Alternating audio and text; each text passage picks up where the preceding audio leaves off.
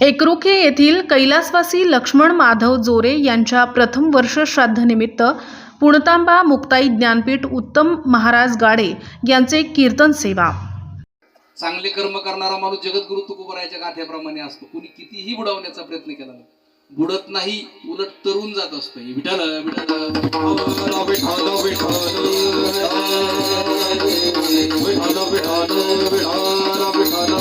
म्हणून जीवनामध्ये चांगलं जीवन जगा, कारण जीवनामध्ये सगळं काही हारलात तरी चालेल, मात्र माणसाने हिंमत कधीही हारली नाही पाहिजे, कारण तीच हिंमत तुम्हाला शून्यातून विश्व निर्माण करण्याची प्रेरणा देत असते। म्हणून आम्ही म्हणत असतो आयुष्य काय हो? एखाद्या गरीबाला विचारा त्याच्या आयुष्याची किंमत। ज्याला दिवसभर काबाड कष्ट केल्याशिवाय ज्याची संध्याकाळी चूल पेटत नाही ना, त्या गरीबाला विचारा आयुष्य काय असतंय। ज्याला दिवसभर कष्ट केल्याशिवाय संध्याकाळी ज्याच्या लेकरांना भाकरी मिळत नाही त्याला विचारा आयुष्याची किंमत काय असते। म्हणून कारण त्या गरीबाला खऱ्या अर्थाने त्या आयुष्याची किंमत कळत असते। स्वतःचे स्वप्न पूर्ण करण्यासाठी जो स्वतःचा श्वास फुग्यात भरून जो विकतोय फुगेवाला, त्याला विचारा आयुष्याची किंमत काय असते। म्हणून शून्यातून विश्व निर्माण करण्याची प्रेरणा ज्याच्यामध्ये असते ना, तोच खरा कर्तृत्व मानव। स्वतःला घडवण्याकरता आपला वेळ खर्च करा, म्हणजे आम्हाला इतरांना दोष द्यायला आयुष्यामध्ये वेळच मिळणार नाही। आम्ही जीवनामध्ये म्हणत असतो विचार महत्वाचे, कारण विचाराचं स्टँड महत्वाचं आहे। संगत कोणाची असो, पण विचार जर आमचे चांगले असेल ना, माणूस बिघडत नाही।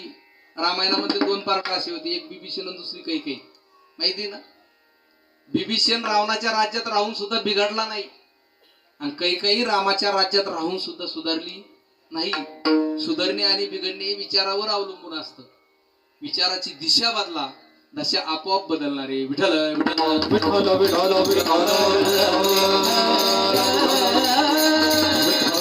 आम्ही म्हणत असतो की माझी एवढी प्रॉपर्टी तेवढी प्रॉपर्टी, संग काही येणार नाही। भगवंतावरून हसत असतो का रे बाबा, कारण आपण म्हणत असतो एवढ्या प्रॉपर्टीचा मालक आहे, तेवढ्या प्रॉपर्टीचा मालक आहे। भगवंत म्हणत असतो अरे तू कसला प्रॉपर्टीचा मालक आहे, सगळा 7-12 तर माझ्या मालकीचा आहे। तुला फक्त 70 ते 80 वर्षाच्या करारावरती इथं पाठवलंय। ज्या दिवशी करार संपेल ना बेट्या, त्या दिवशी तुला शर्टाचं बटन लावायला सुद्धा वेळ दिला जाणार नाही, लक्षात ठेवा। म्हणून आम्ही म्हणत असतो हे माझं ते माझं नाही। जीवनामध्ये काय आमच्या बरोबर येणार आहे? आम्ही हे इथं जन्माला कशा करता आलोय? फक्त त्याला भगवंताचं नामस्मरण घेण्यासाठी, भगवंताच्या चिंतनासाठी इथं आलोय। त्या भगवंताचं नामस्मरण, त्याचं चिंतन आमच्या आयुष्यामध्ये आम्ही घेतलं पाहिजे। कारण एका कवीनं सुंदर म्हटलेलं आहे, मिली थी जिंदगी किसी के काम आने के लिए, मिली थी जिंदगी किसी के काम आने के लिए, लेकिन जिंदगी का सारा वक्त निकल गया कागज के टुकड़े कमाने के लिए। जिंदगी का सारा वक्त निकल गया कागज के टुकड़े कमाने के लिए। क्या करोगे इतना कमा कर, कफन में जेब है ना कब्र में अलमारी। क्या करोगे इतना कमा कर, कफन में जेब है ना कब्र में अलमारी। ये मौत के फरिश्ते रिश्वत भी नहीं लेते। म्हणजे जीवनामध्ये आम्हाला वाटतंय भरपूर धन कमू बरोबर येता येईल का नाही, कारण त्या स्मशानामध्ये सुद्धा अलमारी नसते ना। आमच्या अंगावर जो कपडा टाकलेला असतो का, त्याला सुद्धा खिसा नसतोय। आणि न्यायची व्यवस्था जर असती तर तरी सुद्धा नेली असती, पण वो मौत के फरिश्ते रिश्वत भी नाही लेते, यम पैसे सुद्धा घेत नाही। म्हणून जीवनामध्ये जीवन जगत असताना चांगलं जीवन जगा। जगद्गुरु तुकोबा म्हणतात देवा, या जन्मामध्ये नामस्मरण सोडून दुसरा कोणताही माझ्या जीवनामध्ये मला लाभ वाटत नाही देवा। देवा खरं सांगू, मी ह्या जन्माला यायच्या अगोदर कित्येक जन्म फिरलो देवा, किती संकट सोशीत आलो, त्यावेळेस मला ह्या नामस्मरणाचं महत्व कळालं नाही। अभंगाचं शेवटचं तुका म्हणे आलो होती संकटे, तुका म्हणे आलो होती संकटे, तुका म्हणे आलो होती संकटे,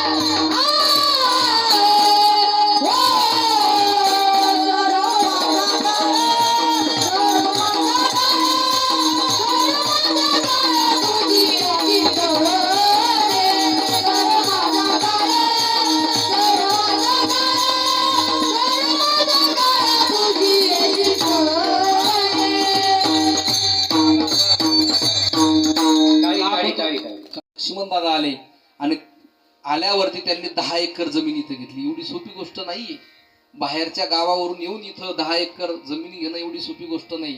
पण कष्टमय जीवन त्यांनी जगले, खरं जीवन जगले, आयुष्यभर खरं जीवन जगत गेले, म्हणून आज त्यांची ही प्रगती. कारण आज सुद्धा आमचे ज्ञानेश्वर भाऊ म्हणजे एक आपल्या तालुक्यामध्ये मोठे पत्रकार आहेत, चांगलं काम ते करतायत. समाजकार्य असेल, सामाजिक कार्य असेल, त्या कामामध्ये अग्रेसर आहेत. मी नेहमी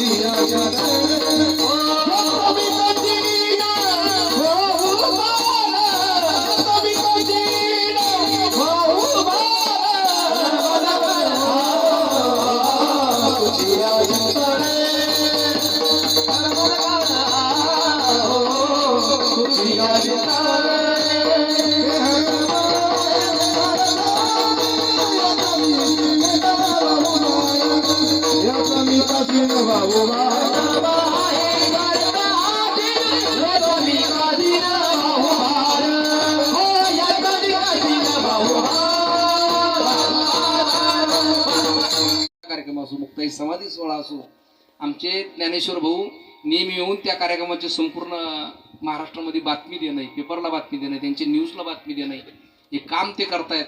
आणि त्यांचे चिरंजीव आमचे स्वप्नील दादा हे सुद्धा आज या परिवारामध्ये एक वकील म्हणून मोठ्या स्थानावरती. वकील होणं एवढं सोपं नाहीये, म्हणून सुंदर असा परिवार आमच्या लक्ष्मण दादाने घडवला आहे. त्याबद्दल या परिवाराला धन्यवाद देतो.